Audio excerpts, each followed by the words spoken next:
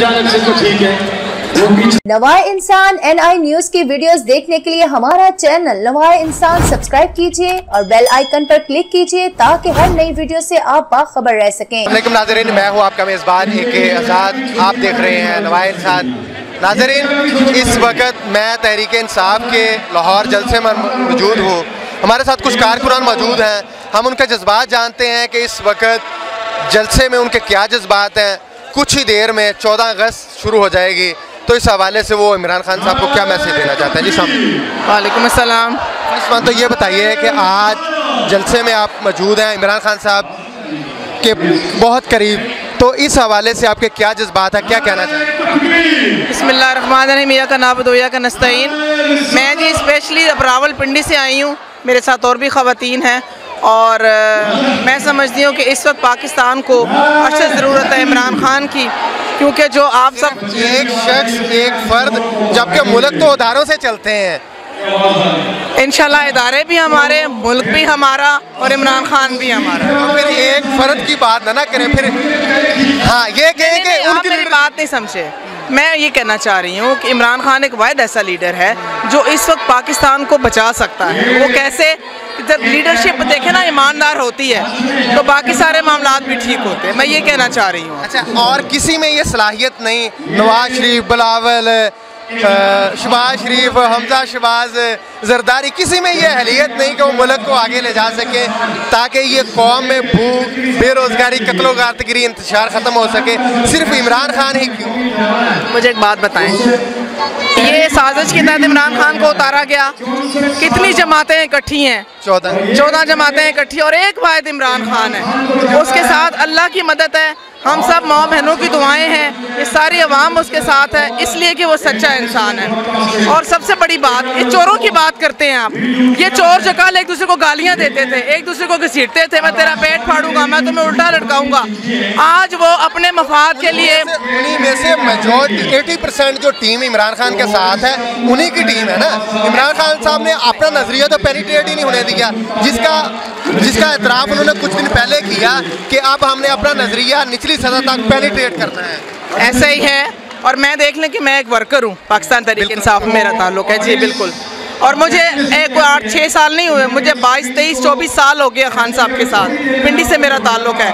यही मेरा सवाल है कि आपने 22-24 साल गुजारे और शाह महमूद कुरैशी जो कल पीपल पार्टी में वज़ीर ख़ारजा था, आज PTI में आया तो इसको इमरान खान ने भी वज़ीर ख़ारजा बना दिया। तो ये कैसा तजर्बा, कैसी तब्दीली, कैसा इनकलाब, कैसी लीडरशिप? मुझे इस बात की नहीं समझ आ रही। मेरी बात सुने, अभी हमारा डिप्टी स्पीकर जो बना है वासिक क़य्यूम अब्बासी, वो एक आम इंसान है, यूथ में से है, रावलपिंडी से है। और 1% इस तरह के नहीं, ऐसी बात नहीं है। जब इलेक्शंस हुए थे, खान साहब ने उस वक्त भी यूथ को स्पेशल कोटा दिया था और आपको पता है कि जो मिडिल क्लास लोगों को लड़कों में से दिया था और अल्हम्दुलिल्लाह वो जीते थे। और इंशाल्लाह आने वाला वक्त भी ऐसा ही है। खान साहब ने ये फैसला किया है कि जो मिडिल क्लास तबके से लोग, हमारे लड़के जो माशाल्लाह जो यूथ उभर के आई है सामने, उसमें से हमारे नुमाइंदे होंगे इंशाल्लाह, जो पाकिस्तान का फ़ख्र होंगे इंशाल्लाह। बस बात क़यादत की है, बात लीडरशिप की है। जब लीडरशिप ईमानदार होगा तो सारी चीज़ें ठीक हो जाती हैं। लीडरशिप, आप नूर की बात करते हैं, मुझे बताएं नवाज शरीफ किधर है?